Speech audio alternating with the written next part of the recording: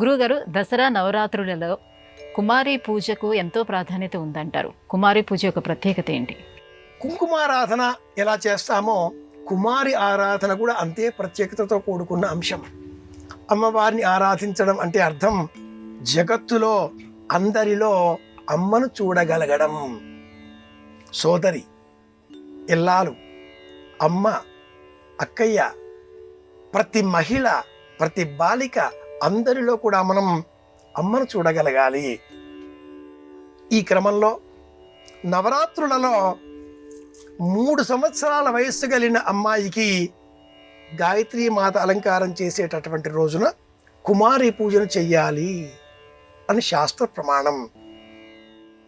3 అన్న అంకెతో ఈ అమ్మాయిని పూజించడంలో అర్థం ఏమిటి అంటే సృష్టి స్థితి లయాత్మకంగా ఇచ్ఛా క్రియా శక్తులను మేళవించి అమ్మ అనుగ్రహం పొందడం. త్రిమూర్తి అన్న పేరిట గాయత్రీ మాతను అలంకరించినటువంటి రోజున అమ్మకు ప్రతీకాత్మకంగా చిన్నారి బాలికను కుమారి అన్న పేరిట పూజించి అలంకరణ ద్రవ్యాలను బహుమానంగా అందించాలి.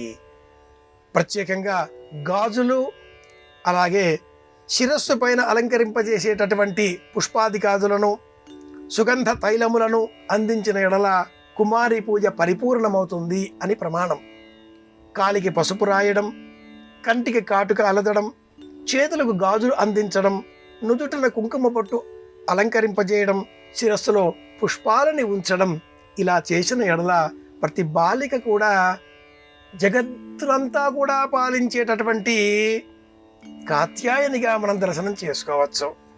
శబ్ద బ్రహ్మమునకు ప్రతీకాత్మకంగా ఉండే గాయత్రీ మాతను త్రిపథగా సూచించేటటువంటి తరుణంలో దర్శనం చేసుకోవాలి అంటే త్రిమూర్తి అన్న పేరిట 3 సంవత్సరాల వయస్సు గల బాలిక ఆరంభం చేసుకొని ఏ అమ్మాయినైనా కూడా మనం అమ్మగా స్తోత్రం చెయ్యాలి అంటుంది శాస్త్రం. అలాగే శాస్త్ర విధులను అనుసరించి ఎవరైతే సాధనాక్రమంలో శ్రీచక్ర ఆరాధన చేస్తారో సర్వసిద్ధిప్రద చక్ర స్వామిని అన్నట్లుగా అమ్మను సంకల్పం చేసేటటువంటి క్రమంలోనే బతుకమ్మ పేరిట కూడా ఆ జగదంబను స్తోత్రం చేయడం మనం గమనిస్తూ ఉంటాం. ఒక్కొక్క పువ్వేసి చందమామ అనే పాటలతో ఆరంభం చేసి ఇద్దరక్క చెల్లెళ్ళు ఒక్క ఊరికిచ్చిరి అనే పాటలతో కొనసాగిస్తూ జగత్తులో ప్రతి మహిళలో కూడా మనం అమ్మనే చూడాలి. అమ్మతనం కంటే మించిన గొప్పతనం ఇంకేదైనా ఉంటుందా? అది చెప్పడం కోసమే గాయత్రీ మాత అలంకారం, అది చెప్పడం కోసమే జానపదుల కళారూపాలలో బతుకమ్మ ఆరాధన.